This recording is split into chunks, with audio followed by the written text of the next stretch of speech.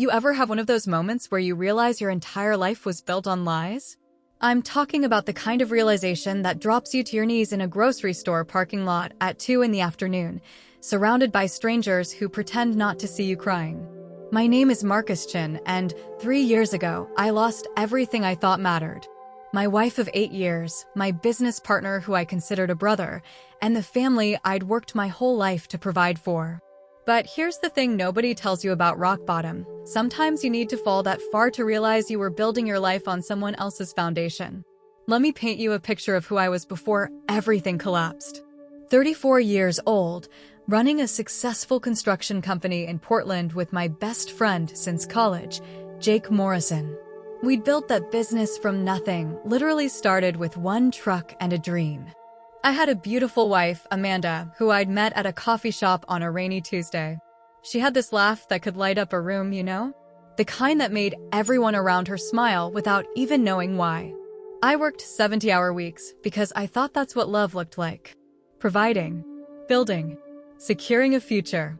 Every morning, I'd wake up at 5, kiss Amanda on the forehead while she slept, and head to job sites before the sun came up. The smell of sawdust and coffee became my cologne. My hands were always rough, always stained with work, but I wore that like a badge of honor. My younger brother, David, had been living with us for 2 years. He'd gone through a rough divorce, lost his job, and I couldn't watch him struggle. That's what family does, right? You show up. You make room. You sacrifice. I gave him a position at the company, let him stay in our guest room rent-free, included him in every family dinner and weekend barbecue. I remember this one Sunday in particular, September 15th, 3 years ago. We were all at my house. Jake was flipping burgers on the grill I'd spent 2 weekends building by hand. Amanda was laughing at something David said, her hand resting on my shoulder. The afternoon sun filtered through the maple trees in our backyard, casting everything in this golden light that made the moment feel almost sacred. I stood there thinking, this is it. This is what I've been working for. This is happiness. I had no idea I was surrounded by strangers wearing the faces of people I loved. The construction company was thriving. We'd just landed a contract for a major commercial development downtown, our biggest project yet. $3.2 million. It was going to change everything, set us up for the next decade. Jake and I stayed late at the office that night, going over blueprints and timelines, dreaming about expansion. Opening a second location. Maybe even franchising eventually. We did it, man, Jake said, clapping me on the back. His eyes were bright with excitement, or what I thought was excitement. Couldn't have done this without you, Marcus. You're like a brother to me. I believed him. God, I believed every word. The warmth in my chest that night felt unshakable. I drove home with the windows down despite the September chill, letting the cold air wake me up, make me feel alive. When I walked through the front door, Amanda was waiting up for me in the living room, which was unusual. She was wearing my old college sweatshirt, the one she always stole when she wanted to feel close to me. Hey, babe, I said, dropping my keys in the bowl by the door. Sorry I'm late. The contract signing took forever, but it's official. We're really doing this. She smiled, but there was something in her eyes I couldn't read. Something that made my stomach tighten for just a second before I pushed the feeling away. That's amazing, Marcus. I'm proud of you. She hugged me, and I breathed in the vanilla scent of her shampoo, holding her tight like I could keep that moment frozen forever. I should have paid attention to how stiff her body felt in my arms. How her voice had that careful, measured quality of someone reading from a script. But I was too busy being happy. Too busy being grateful. Too busy being blind. The next morning, I woke up to an empty bed and a text message that would shatter everything I thought I knew about the people in my life. And then I discovered something that made me question whether I'd ever really known anyone at all. Let me take you back to understand how I got here. How a man who prided himself on reading people, on building trust, on being the guy everyone could count on, ended up being the biggest fool in the room. I grew up in a small apartment in Sacramento with my mom and David. Our dad left when I was 12 and David was 8. I remember the night he walked out. The sound of the door closing felt like a period at the end of a sentence we hadn't finished writing. Mom worked 2 jobs to keep us fed. I learned early that love meant showing up, working hard, and never letting the people you care about feel abandoned. So when I met Amanda at 23, I thought I'd found someone who understood that. She came from money. Her parents owned a chain of dental practices across Oregon, but she said she wanted something real. Something earned, not inherited. I'm tired of people who've never worked for anything, she told me on our third date, her fingers wrapped around a mug of hot chocolate at that same coffee shop where we met. You're different, Marcus. You have integrity. I carried those words like armor for 8 years. David was always the charming one growing up. The one who could talk his way out of trouble, make teachers laugh, convince girls to give him second chances he didn't deserve. I was the responsible one, the protector. When he called me crying 2 years ago, saying his wife had left him and he'd been fired for showing up late one too many times, I didn't hesitate. Come stay with us, I said. We'll figure it out together. Amanda had reservations. I remember her standing in our kitchen, arms crossed, that little line appearing between her eyebrows that showed up when she was worried. Marcus, I love that you want to help him. But David has a pattern. He doesn't learn from consequences because you always catch him before he hits the ground. He's my brother, I said, like that explained everything. Like that justified anything. She sighed and touched my cheek. I know. That's why I'm saying yes. But we need boundaries. We never set those boundaries. That was my first mistake, thinking love meant never saying no. Jake and I met freshman year at Portland State. We were both working construction part-time to pay for school, and we'd complain about our business professors who'd never actually built anything with their hands. One night, after a few too many beers, we made a pact. Let's start our own company, Jake said. Do it right. Treat workers like humans, not numbers on a spreadsheet. Chen and Morrison Construction, I proposed, already seeing it on business cards, on trucks, on buildings we'd create. Morrison and Chen, he countered with a grin. Alphabetical. We flipped a coin. I lost. Or maybe I won, depending on how you look at it now. For 12 years, we were inseparable. We knew each other's coffee orders, each other's kids' birthdays, each other's fears and dreams. When his marriage got rocky, I stayed up late listening to him process his feelings. When my mom got sick, he covered my jobs without complaint. Brothers, he'd say, gripping my shoulder. Till the end. The morning after the contract signing, I woke up at 5:30 like always. Amanda's side of the bed was cold, not just empty, but cold, like she'd been gone for hours. I figured she couldn't sleep and had gone to the living room. She did that sometimes when she was anxious. My phone was on the nightstand, screen facing down. I picked it up and saw 17 missed calls. 11 from my business account manager. 6 from Jake. My stomach dropped before my brain even processed why. I called the account manager first. Robert answered on the first ring, his voice tight. Marcus. Thank God. Have you checked the business account? No, I just woke up. What's going on? The account's been emptied. Every penny. $2.8 million transferred out at 11:47 p.m. last night to an offshore account. The room tilted. My knees actually buckled, and I sat down hard on the edge of the bed. That's impossible. That requires 2 signatures. Mine and Jake's. I know, Robert said quietly. I'm looking at the authorization right now. Both digital signatures are authenticated. My hands started shaking. Where's Jake? Have you talked to him? His phone goes straight to voicemail. Marcus, his house is empty. Neighbors saw a moving truck yesterday afternoon. I couldn't breathe. The walls of our bedroom seemed to close in, the morning light suddenly too bright, too real. I'll call you back, I managed to say before hanging up. That's when I saw the note on Amanda's pillow. Cream-colored stationery, her handwriting in blue ink. Marcus, by the time you read this, we'll be gone. I'm sorry it had to be this way, but you were never going to let go willingly. Jake and I have been together for 2 years. We tried to fight it, but some things are bigger than good intentions. The business money will give us the start we need. Jake says you'll understand, you always talked about building something bigger than yourself. Well, you did. You built us. David knows. He's been helping us plan this for 6 months. He's taking the company truck and equipment as payment for his silence. Consider it his inheritance for all the years you made him feel small. Don't try to find us. We've been careful. And honestly, Marcus, maybe this is good for you.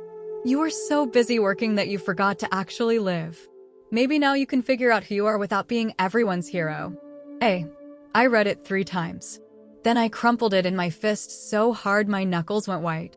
The paper was damp when I finally opened my hand again. I'd been crying without realizing it. I called David. Voicemail. I called Jake. Number disconnected. I called my home security company and asked for footage from our driveway. They sent it within the hour. There was Jake, loading suitcases into Amanda's car at 9 p.m. the night before. There was David, helping them, laughing at something Jake said. There was Amanda, locking the front door of our house for the last time, pausing to look back at the porch swing where I'd proposed to her. She didn't look sad. She looked relieved. And right then, sitting alone in the house I'd worked myself half to death to afford, surrounded by photos of people who'd spent years pretending to love me, I thought, this is what I deserve for being stupid enough to trust anyone. The next 72 hours were a blur of lawyers, police reports, and humiliation so profound it felt physical. Marcus Chin, the man who'd built a reputation on reliability and trust, had been played like a fiddle by everyone in his inner circle. The lawyer I hired, a sharp woman named Patricia Wong, delivered the news with professional sympathy that somehow made it worse. Marcus, I'm going to be straight with you. The transfers were legal. Jake had equal signing authority. The offshore account is untraceable without international cooperation that could take years. Your brother took equipment and vehicles, but he's listed as an employee with access, so it's not technically theft. And your wife. She paused, choosing her words carefully. Oregon is a no-fault divorce state. She filed papers this morning. She's asking for half of everything that remains. There's nothing left, I said. My voice sounded hollow, like it was coming from someone else. They took everything. Not everything. The house has equity. Your personal accounts. Your truck. She's entitled to half of the marital assets. I laughed. Actually laughed. It came out bitter and sharp. So they steal everything I worked for, and she still gets half of what they left behind? Patricia's expression softened. I know this feels impossible, but we'll figure it out. I didn't believe her. I didn't believe anyone anymore. The worst part wasn't the money. It was the way people looked at me after word spread. Portland's construction community is tight-knit. Everybody knows everybody. Within a week, every contractor in the city had heard some version of the story. I ran into Tom Bradshaw at a supplier warehouse 2 weeks after everything collapsed. Tom and I had collaborated on projects for years, grabbed beers after work, complained about permit delays and rising material costs. Marcus, he said, his voice careful. Hey man, I heard about everything. Yeah, I said, staring at paint samples I couldn't afford to buy. Listen, if you need anything. I'm good, I cut him off. I wasn't good. I was drowning. But I couldn't stomach pity. Tom shifted his weight. The thing is, Marcus, I had lunch with Phil Garrett yesterday. He said Jake called him from somewhere in Costa Rica. Said you were in on it. That you're playing the victim to avoid fraud charges. My blood went cold. What? I don't believe it, Tom added quickly. I told Phil he was crazy. But people are talking. Some guys think maybe you orchestrated the whole thing and you're planning to disappear too.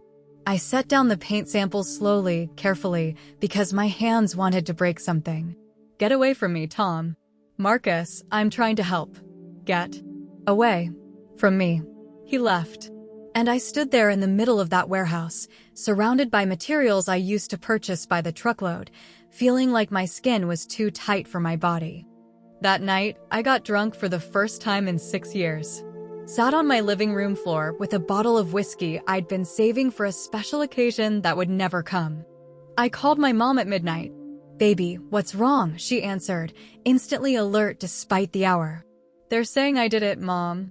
They think I'm the bad guy. Who cares what people think? You know the truth. But what if I am the bad guy? The words spilled out before I could stop them. What if I was so focused on providing that I pushed Amanda away? What if I made David feel so small that he wanted to hurt me? What if Jake felt like he had to betray me because I was too controlling? Marcus Chin, you stop that right now. Her voice was sharp, the tone she used when David and I were kids fighting over stupid things. You gave those people everything. They took advantage of your kindness. That's on them, not you. Then why does it feel like I'm the one who failed? She was quiet for a long moment. Because you love them. And love makes us responsible for things that aren't our fault. But Marcus, listen to me, you didn't fail. They did. I wanted to believe her. God, I wanted to believe her. But 3 weeks later, I lost the house. The bank was sympathetic but firm. Without business income, I couldn't make the mortgage payments. Amanda's divorce lawyer demanded her half of the equity before I could even consider selling. The math didn't work. It had never worked. On moving day, I packed my entire life into the back of my truck. Clothes, a few photos I couldn't bring myself to throw away, tools that represented 20 years of work. Everything else got sold or donated. Mrs. Patterson from next door came over while I was loading the last box. She was 73, had lived in her house for 40 years, always complimented my landscaping work. Marcus, honey, I'm so sorry about all this ugliness. Thank you, Mrs. Patterson. I just want you to know. She hesitated. I saw them, you know. Your wife and that man. They'd meet in your driveway when you were at work. I thought about telling you, but I didn't want to be the bearer of bad news. Something inside me cracked. You knew. I suspected. I'm sorry. I thought maybe I was just a nosy old woman reading too much into things. How long? She looked down at her hands. Maybe a year? I'm not sure. A year. While I was working 70-hour weeks. While I was building their future. While I was lying awake at night worrying about making payroll, about keeping David employed, about being good enough. They were in my driveway. In broad daylight. And I never saw it coming. Thank you for telling me, I managed to say. Mrs. Patterson touched my arm gently. Where will you go? I looked at my truck, packed with the remnants of a life that no longer existed. I don't know. That was the truth. I had nowhere to go. No job. No family. No friends, because how could I trust anyone after this? I had my truck, $8,000 in my personal account, and a mountain of rage I didn't know what to do with. I slept in my truck that first night in a Walmart parking lot. The leather seat was cold, the overhead lights too bright even through closed eyelids. Every time I closed my eyes, I saw Amanda's handwriting. Maybe now you can figure out who you are without being everyone's hero. And I realized something terrifying. I had no idea who I was. I'd spent my entire adult life being someone's husband, someone's brother, someone's business partner. I'd built my identity around taking care of other people. Without them, I was nothing. Just a 34-year-old man sleeping in a truck, destroyed by the people he loved most. And that's when the real darkness settled in. I spent 3 weeks living in that truck. Showering at a gym I paid for with a membership I couldn't afford. Eating dollar menu items. Applying for jobs and getting rejected because word had spread that Marcus Chin was either a fraud or a fool, and nobody wanted either working for them. The breaking point came on a Tuesday morning in October. I was parked outside a coffee shop, not the one where I'd met Amanda. I couldn't handle that when my phone rang. Unknown number. I almost didn't answer. Is this Marcus Chin? A woman's voice, professional but uncertain. Yeah, this is Jennifer Park from Cascade Community Bank. I'm calling about your business account application from last week. I'd applied for a small business loan. $5,000 to buy tools and restart under a new company name. A pathetic shadow of what I'd had, but it was something. We've reviewed your application and, unfortunately, we can't approve it at this time. Your credit score has dropped significantly, and there's a fraud flag on your previous business that makes you a high-risk borrower. A fraud flag that I didn't create, I said, trying to keep my voice steady. I was the victim. I understand that must be frustrating, but without a criminal conviction against the other parties, we have to consider all possibilities. I'm sorry, Mr. Chin. She hung up. I sat there staring at the phone, feeling something shift inside me. It wasn't sadness anymore. It wasn't even anger. It was clarity. I got out of the truck and walked into that coffee shop. Ordered a black coffee I didn't need with money I didn't have. sat at a corner table and pulled out a notebook I'd found at the dollar store. An elderly man at the next table was reading the newspaper. He glanced at me, then looked back down, but something made him speak. "You look like a man who's deciding something important." I almost told him to mind his own business. But there was something kind in his eyes. Something that reminded me of my grandfather, who died when I was 15. "I'm deciding whether to give up or keep fighting," I said honestly. He folded his newspaper and looked at me directly. "And which one are you leaning toward?" "I don't know. The people who destroyed me are living their best lives somewhere tropical. I'm sleeping in my truck. The system says I'm the problem. Everyone thinks I'm either a criminal or an idiot. So what's the point?" The old man nodded slowly. "I lost my business in the 2008 crash. Wife left me for her tennis instructor. My own kids stopped calling because I couldn't help them financially anymore." He paused. "You know what I learned?" "What?" "That the greatest revenge isn't hurting them back. It's refusing to let them define you. You can spend your life focused on what they took, or you can build something they could never touch." "And which did you choose?" He smiled.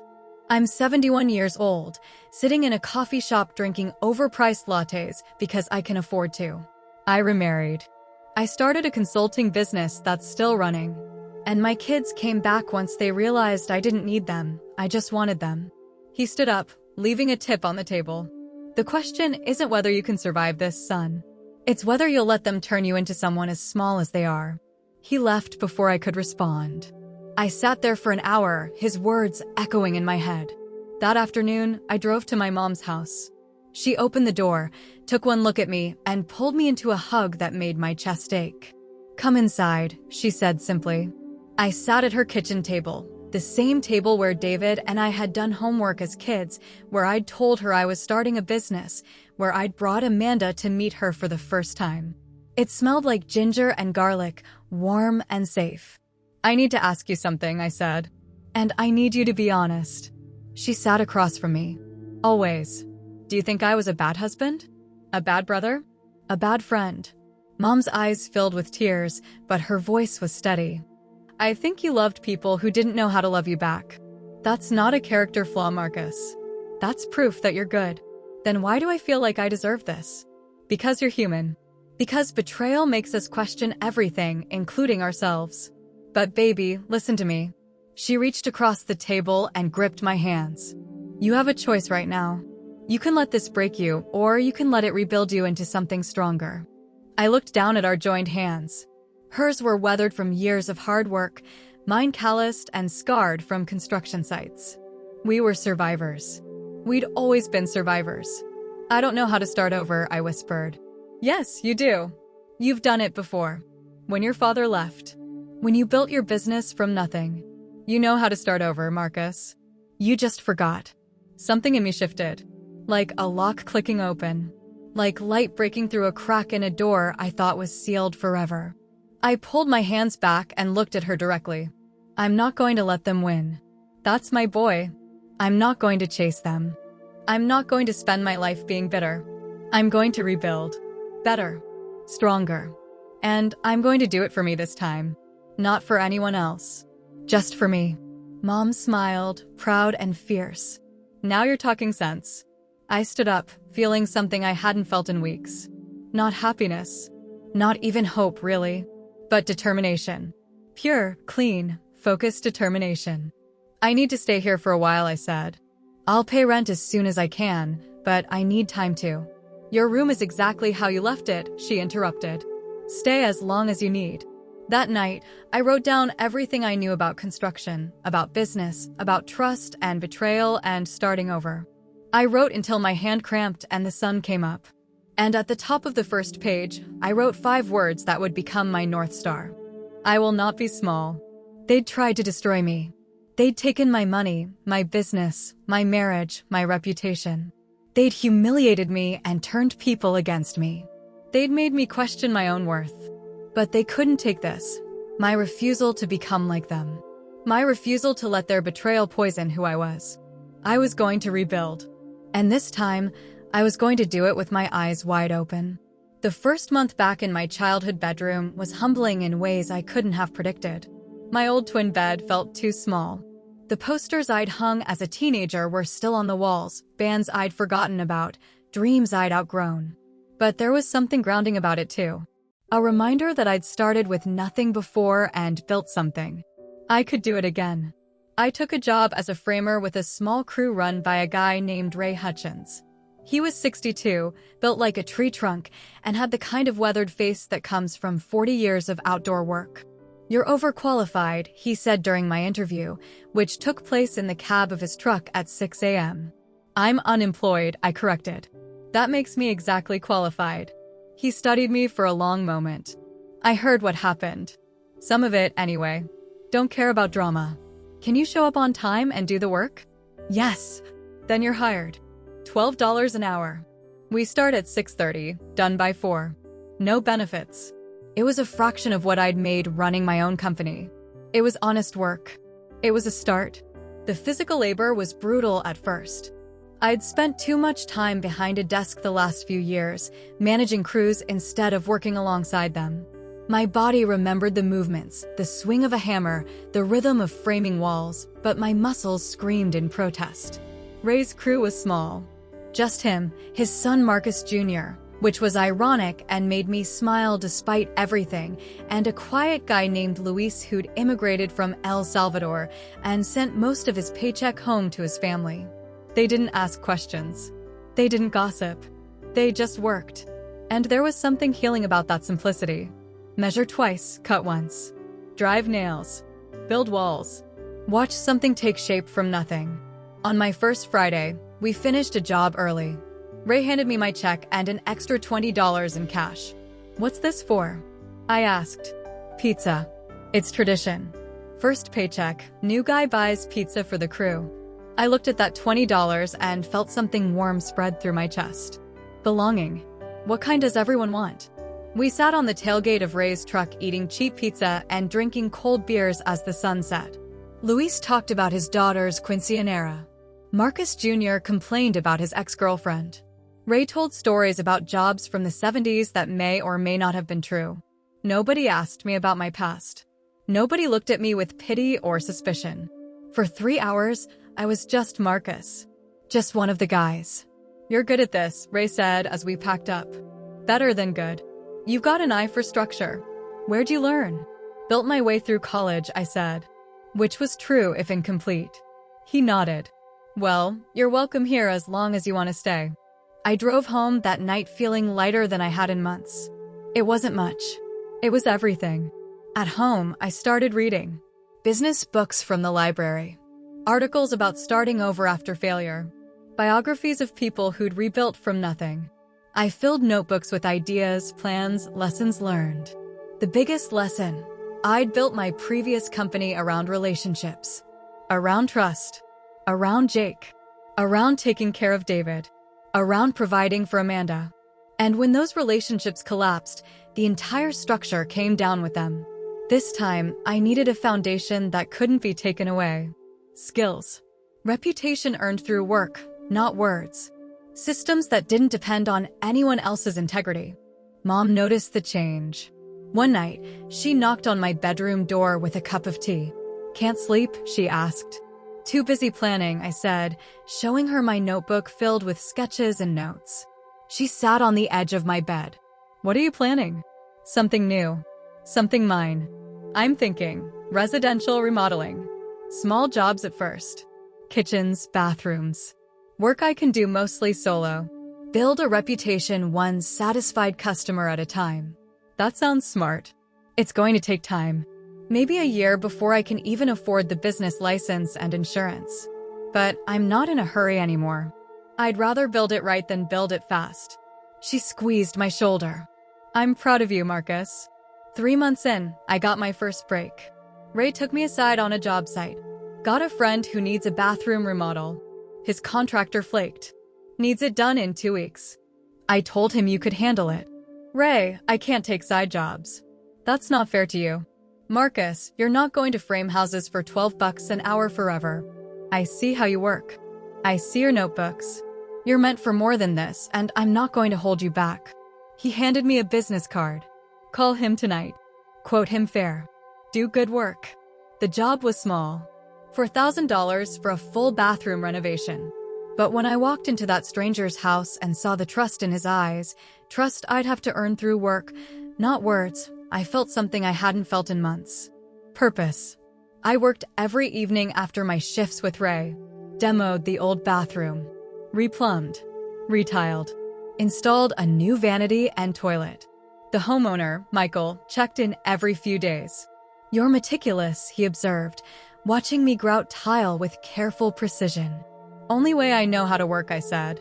When I finished, Michael walked through the bathroom 3 times, testing every fixture, examining every corner. "This is exceptional work, Marcus." "Thank you. Can I ask you something? Ray said you used to run your own company. What happened?" I could have lied, made something up, but I was tired of pretending. I trusted the wrong people.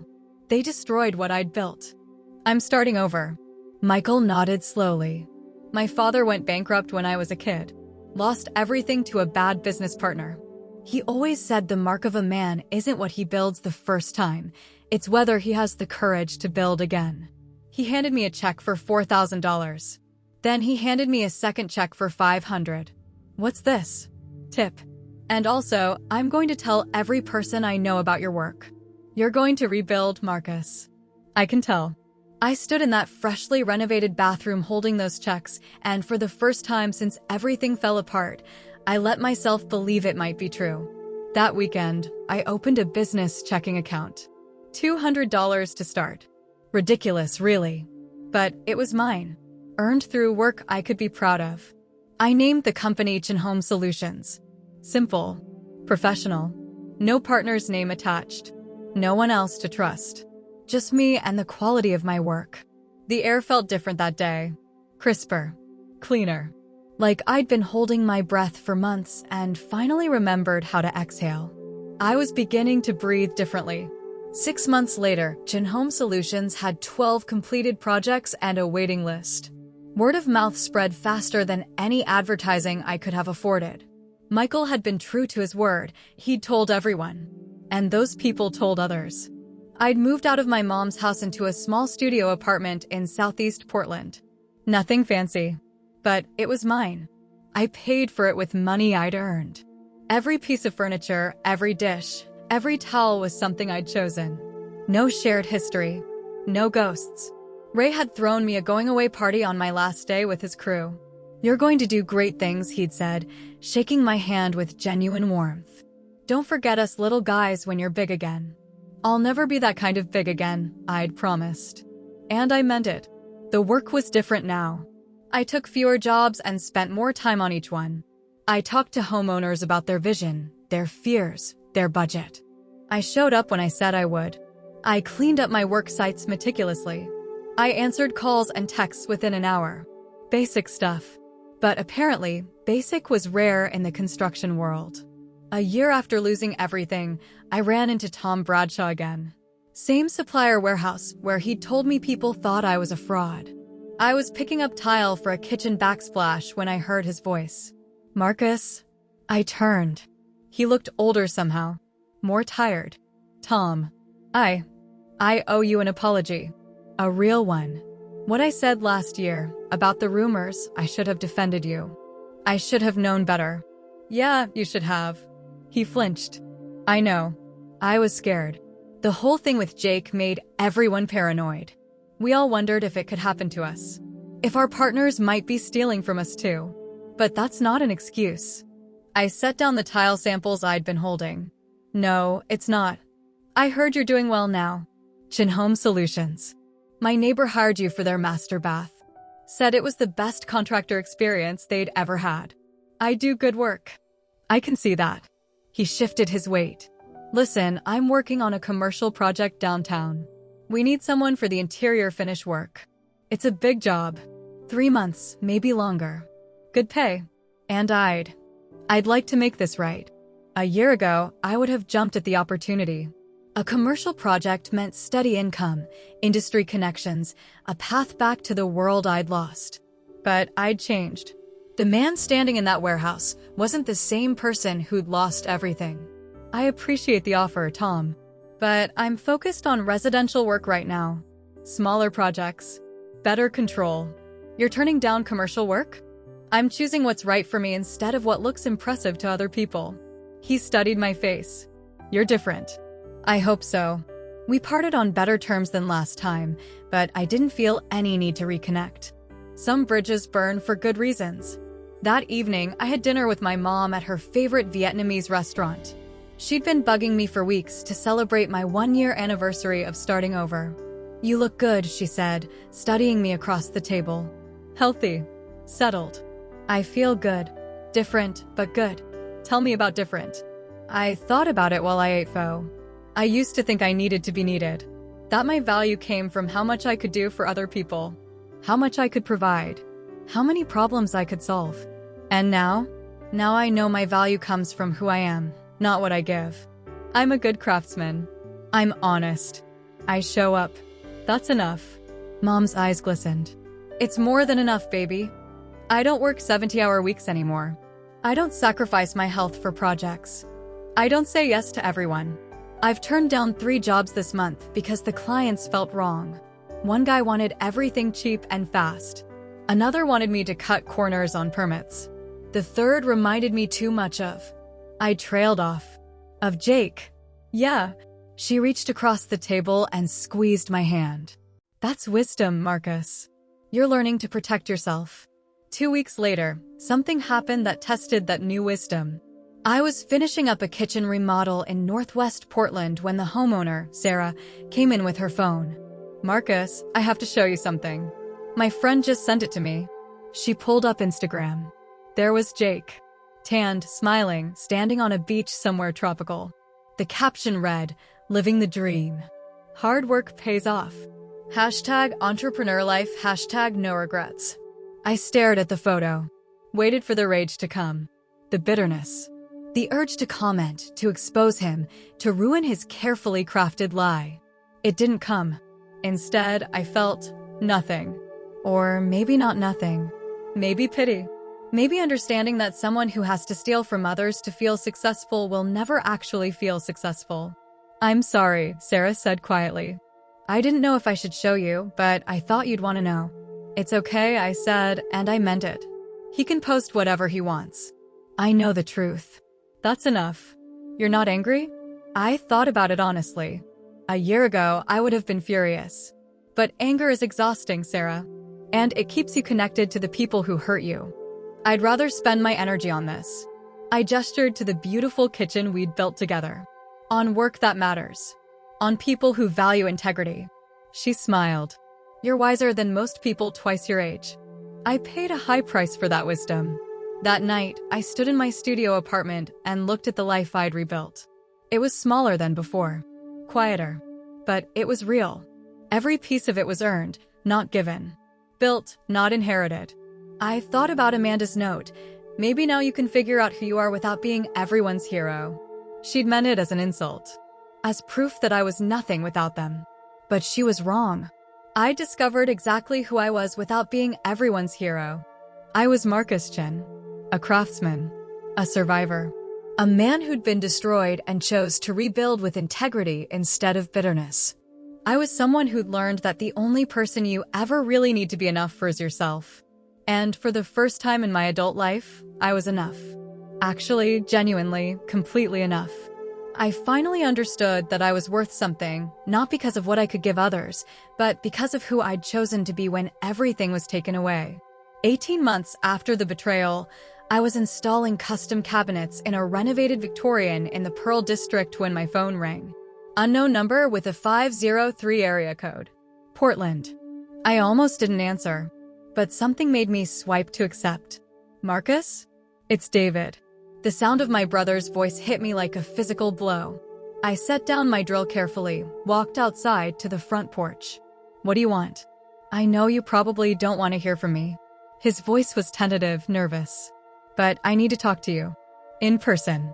It's important. There's nothing you could say that I need to hear. Please, Marcus. I'm back in Portland. Just give me 30 minutes. That's all I'm asking.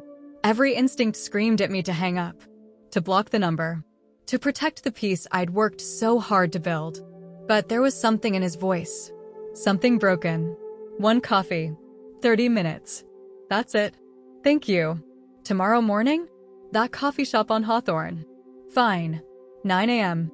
Don't be late. I hung up before he could respond. Stood on that porch breathing carefully, reminding myself I was different now. Stronger. Whatever he wanted, he couldn't hurt me anymore. The next morning, I arrived at 8:55. David was already there, sitting at a corner table. He looked terrible. 20 pounds lighter, eyes hollow, skin sallow. The charming, confident brother I remembered was gone.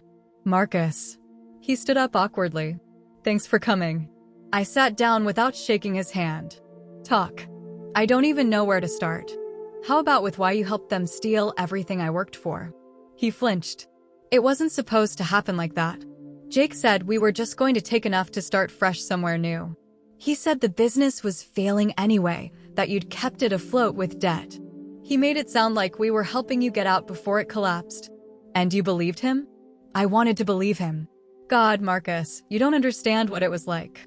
Living in your house, working for your company, watching you succeed at everything while I failed at everything. Jake said this was my chance to finally build something of my own. So you destroyed mine. Yes. His voice broke. Yes, I did. And I've regretted it every single day since. I studied him coldly. Why are you here, David? What do you want? Jake's gone. He took all the money and disappeared 6 months ago. Left Amanda with nothing in Belize. No passport, no money, no way home. She had to call her parents to wire her cash. Something bitter and sharp twisted in my chest. Not satisfaction, exactly. More like confirmation that I'd been right all along. And Amanda? Where is she? Back in Oregon. Living with her parents. She wanted me to reach out to you. To apologize. To see if you'd be willing to talk to her. I laughed. Actually laughed. It came out cold and hard. Let me make sure I understand this. You helped them steal my business, destroy my reputation, and take everything I worked for.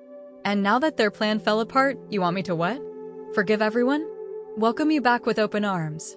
No, Did you come here expecting money, David? Is that what this is? No. God, no. I came here to tell you the truth. To apologize. To try to. To make yourself feel better, I interrupted. That's what this is about. You feel guilty, so you want my forgiveness, so you can sleep at night. He looked down at his hands. Maybe that's part of it. But Marcus, you have to understand. I don't have to understand anything. I stood up. You want to know what I understand? I understand that when I lost everything, I had a choice. I could become bitter and destructive like you, or I could rebuild with integrity. I chose integrity. I know. I've heard about your new company. About how well you're doing. Then you know I did it without any of you. Without trust, without partners, without family. I did it alone because I learned that alone is better than surrounded by people who will betray you. We made a mistake. No, David. My voice was steel. You made a choice. You chose to hurt me because you were jealous. Because you wanted what I had instead of building your own life. That's not a mistake. That's who you are. His eyes filled with tears. What do you want me to say? That I'm sorry? I'm sorry, Marcus. I'm so fucking sorry. I destroyed the best person in my life because I was too weak to be my own man. I felt nothing. No satisfaction in his pain. No desire for revenge. No urge to comfort him like I would have done before. Just a clear, calm certainty. I appreciate the apology, David. But I don't forgive you. What? I don't forgive you. And I don't forgive Amanda. And I don't need to. Forgiveness is for people who want a relationship with the person who hurt them. I don't want a relationship with any of you. We're brothers. We share DNA. That doesn't make us brothers. Brothers show up. Brothers have your back. Brothers don't destroy you when you're too busy working to notice they're planning your downfall. I moved toward the door, then stopped and turned back. Here's what I want you to tell Amanda. Tell her I'm not interested in talking. Tell her I hope she figures out her life. And tell her that the best thing she ever did for me was leaving, because it forced me to become someone who didn't need anyone. Marcus, please. And you, David? I hope you find whatever it is you're looking for. But you're not going to find it through me. I'm done being the person everyone leans on while they figure out how to stab me in the back. I walked out of that coffee shop into the cool Portland morning. Behind me, I heard David call my name once. I didn't turn around. My hands were shaking when I got to my truck, but not from anger. From liberation. From the absolute certainty that I'd just closed a door that needed to stay closed. I didn't need revenge. I didn't need them to suffer. I didn't need their apologies or their guilt or their regret. I needed to keep building the life I'd created without them. A life where my value wasn't measured by how much I could give or how much I could tolerate. A life built on my own terms, with my own hands, on a foundation that couldn't be stolen. The old Marcus would have forgiven David, would have tried to help Amanda, would have sacrificed himself again trying to fix people who didn't want to be fixed. The new Marcus knew better. I didn't need them anymore. And that was the greatest victory of all. Let me tell you what I learned through all of this. What I really learned, not the surface lessons everyone tells you about resilience and never giving up. I'm talking about the deep, uncomfortable truths that only come from having everything stripped away. I learned that the worst betrayals teach you the most important lessons about yourself. 2 years after everything fell apart, I was standing in my own workshop. Not a rented space. Mine. A small commercial unit in southeast Portland where I could build custom furniture and cabinetry. The smell of fresh cut wood mixed with the bitter tang of wood stain. Sunlight streamed through the high windows, catching dust particles that floated in the air like tiny stars. I ran my hand along a walnut dining table I'd been building for a client. 8 feet long, live edge, hand-rubbed oil finish. 3 weeks of careful work. Every joint perfect. Every surface smooth as glass. It was the kind of piece that would last generations. This is what victory looked like. Not defeating my enemies. Not getting revenge. Not even success in the traditional sense. Victory was standing in my own space, doing work I loved, accountable to no one but myself. My phone buzzed. A text from a woman named Rachel Kim. We'd met 4 months ago at a farmer's market. She wasn't impressed by what I did for a living or what I owned. She was impressed by how I talked about my work. How I showed up when I said I would. How I listened. Still on for dinner tonight? She wrote. Absolutely. 7 o'clock. Can't wait. Want to hear about the table you've been working on? I smiled. A real smile. Not the performance smile I'd worn through my marriage with Amanda. This was different. Rachel knew about my past. I'd told her everything on our 3rd date, expecting her to run. Instead, she'd said, that must have been incredibly painful. How did you get through it? Not, I'm sorry. Not, they sound terrible. Just curiosity about my process. About who I'd become. I learned to be someone I could depend on, I'd told her. Because I finally understood that's the only person you ever really have. She'd reached across the table and touched my hand. That's both sad and profound. Welcome to my life. We'd been taking it slow. No rushing. No grand declarations. Just 2 people learning each other at a human pace. She had her own business, a graphic design studio. Her own apartment. Her own life that didn't need me to complete it. And I had mine. The door to my workshop opened. Ray Hutchins walked in, carrying 2 coffees from the shop down the street. Thought you might need this, he said, handing me one. You're a good man, Ray. Just returning the favor. You taught Marcus Jr. everything he knows. Kid's better than I ever was because of you. I'd been mentoring Ray's son for 6 months. Teaching him not just how to build, but how to run a business with integrity. How to spot red flags in clients and partners. How to protect yourself while still being generous. He's talented. Just needed some guidance. Ray studied the dining table. This is exceptional work, Marcus. You've found your calling. Funny thing is, I always knew how to do this. I just got distracted trying to build something big instead of something good. There's wisdom in that. We drank our coffee in comfortable silence. Ray had become more than a former boss. He was a friend. The kind who showed up without being asked. Who supported without expecting anything in return. You doing okay? He asked eventually. I heard through the grapevine that your brother reached out. He did. Wanted forgiveness. And? I told him no. Ray nodded slowly. That must have been hard. It was the easiest thing I've ever done. The old me would have tried to fix him. Would have let him back in because blood is supposed to matter. The new me understands that peace matters more than family. Your mother know? Yeah. She wasn't thrilled, but she understood. She said, "You've earned the right to choose who's in your life." Smart woman. The smartest. Ray finished his coffee and stood to leave. You coming to the barbecue Sunday? Luis is bringing his daughter. She wants to meet the guy her dad won't stop talking about. Wouldn't miss it. After he left, I went back to work on the table. But my mind was elsewhere, processing everything that had happened. Everything I'd survived. Everything I'd become. The Marcus Chin who'd lost everything 2 years ago had been a good man. A hard worker. Generous. Loyal. But he'd been incomplete. He'd measured his worth through other people's needs and other people's approval. This Marcus Chin, the one standing in his own workshop, building beautiful things with his own hands, he was whole. Not because he'd won. Not because he'd gotten revenge. Not even because he'd succeeded. He was whole because he'd learned to be enough for himself. I thought about Amanda's note again. Maybe now you can figure out who you are without being everyone's hero. She'd been right, just not in the way she thought. I had figured out who I was. I was someone who didn't need to be anyone's hero anymore. I just needed to show up for myself with the same dedication I'd once shown up for everyone else. That evening, I locked up the workshop and drove to meet Rachel for dinner.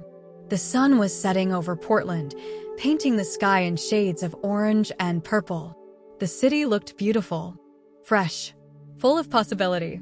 At a stoplight, I caught my reflection in the rearview mirror. There were lines around my eyes that hadn't been there before, gray starting at my temples.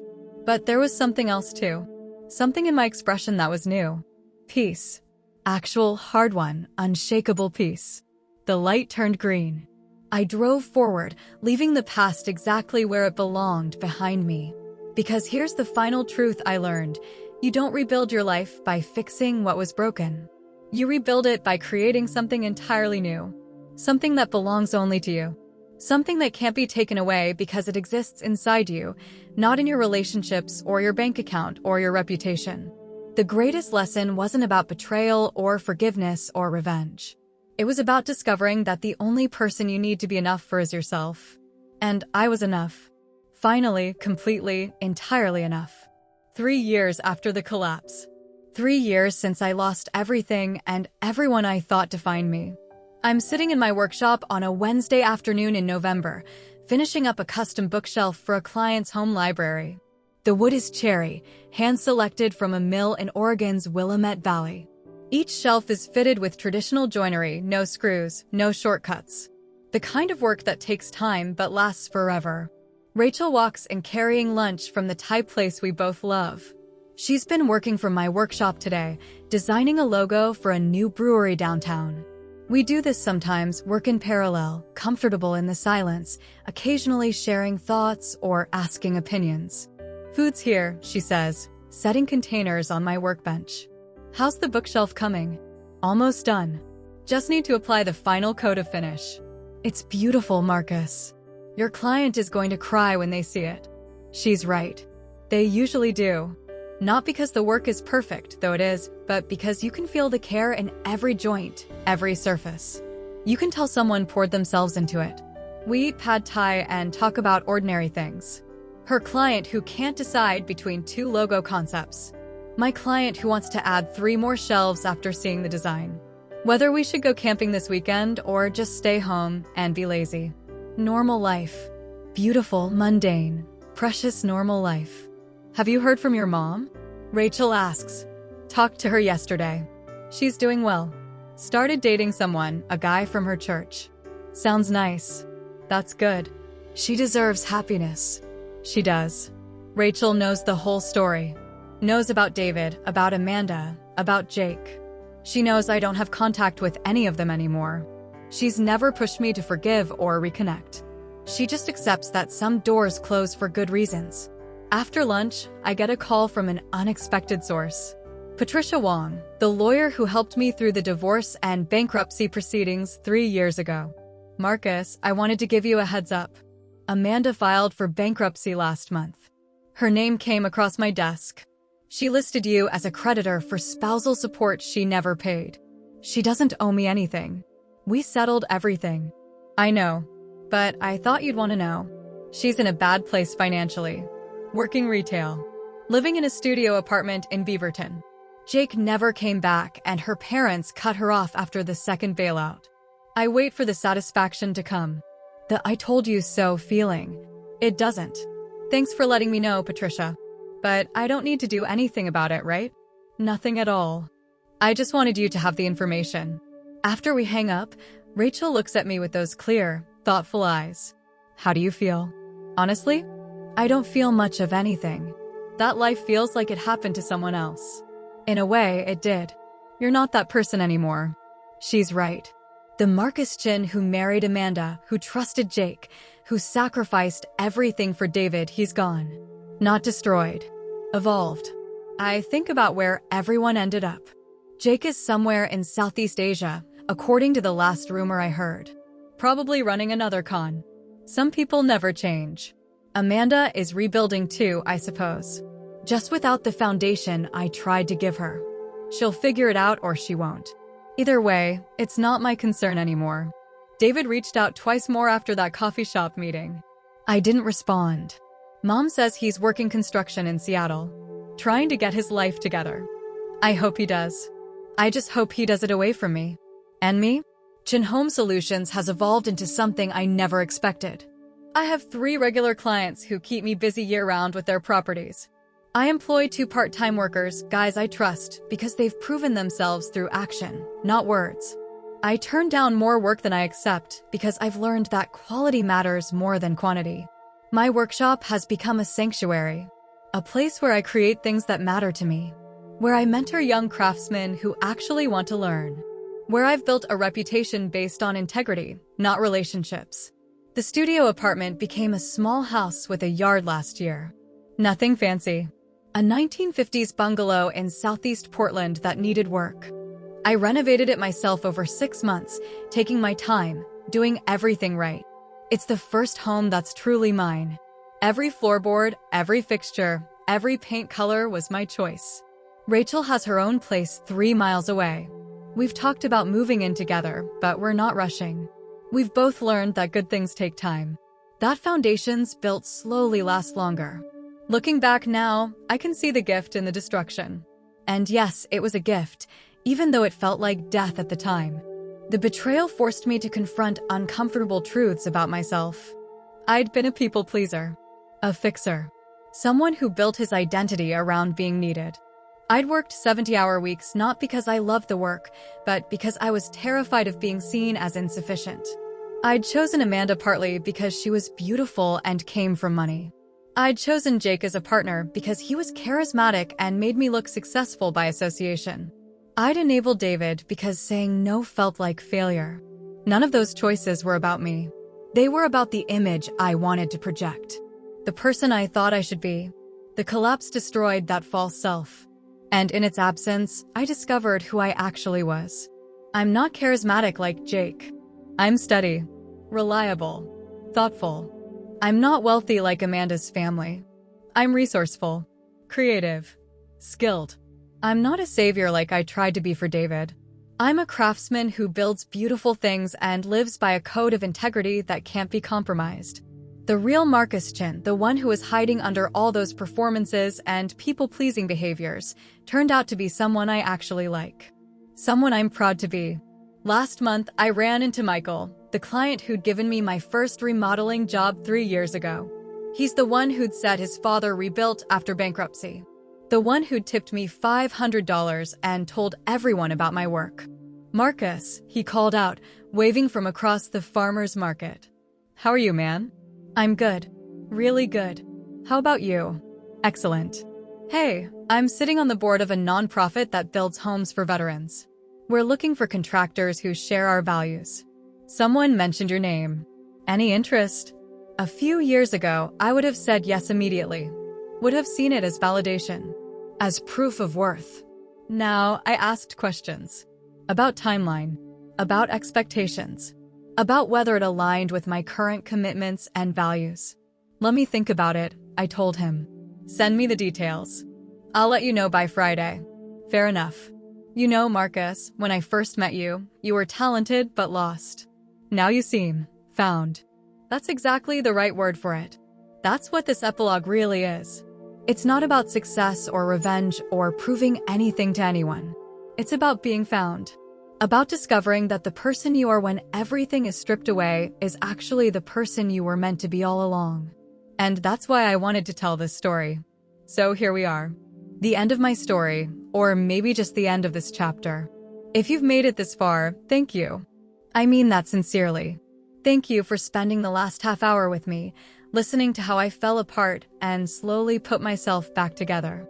Not perfectly, not without scars, but together nonetheless. I want to be clear about something. I'm not telling you this story to make you feel sorry for me. I don't need pity. I'm telling you this because I know some of you are in that parking lot right now, on your knees, crying in public, wondering if you'll ever feel whole again. And I need you to know you will. Not in the way you expect. Not by getting revenge or receiving apologies or watching the people who hurt you suffer. You'll feel whole again when you stop waiting for external validation and start building internal foundation. Here's what I wish someone had told me when I lost everything. The betrayal isn't about you. It's about them. Their choices. Their character. Their inability to do better. But your response? That's about you. That's where your power lives. You can become bitter. You can spend years nursing grudges and plotting revenge and waiting for karma to do its work. Or you can take every ounce of that pain and rage and disappointment and channel it into becoming someone who would never treat another person the way you were treated. I chose the second path. Not because I'm noble or evolved, but because I got tired. Tired of carrying anger. Tired of replaying betrayals. Tired of letting people who didn't care about me take up space in my thoughts. The moment I decided to let go, not forgive, but let go, was the moment I started actually healing. There's a difference, you know. Forgiveness is reconciliation. It's rebuilding trust. It's giving someone access to your life again. Letting go is releasing them from your thoughts. It's accepting that what happened, happened. It's choosing to invest your energy in building rather than destroying. I let go of Amanda, of Jake, of David, not because they deserved it, because I deserved peace. 3 years later, I can tell you this.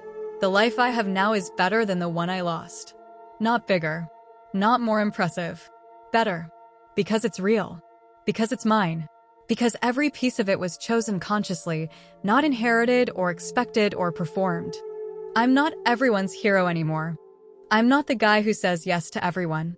I'm not killing myself to provide for people who don't appreciate it. I'm just Marcus, a craftsman, a work in progress. A man who learned that the greatest success isn't building the biggest company or making the most money or being loved by the most people. It's waking up every morning and genuinely liking the person you see in the mirror. So if you're going through something similar right now, if someone you trusted destroyed you, if your family turned on you, if your partner chose someone else, if your business partner stole from you, I want you to hear this. You're going to survive this. And if you choose to, you're going to do more than survive. You're going to evolve into someone stronger, wiser, and more whole than you were before. But only if you stop waiting for them to fix what they broke. Only if you accept that you're the only person who can rebuild your life. Only if you choose integrity over revenge, peace over justice, growth over bitterness. It won't be easy. There will be days when you want to give up. When the anger feels justified. When forgiving yourself for not seeing it coming feels impossible. Keep going anyway. Choose yourself anyway. Build anyway. Because 3 years from now, you're going to look back and realize that the worst thing that ever happened to you was also the thing that forced you to become who you were always meant to be. That's my story.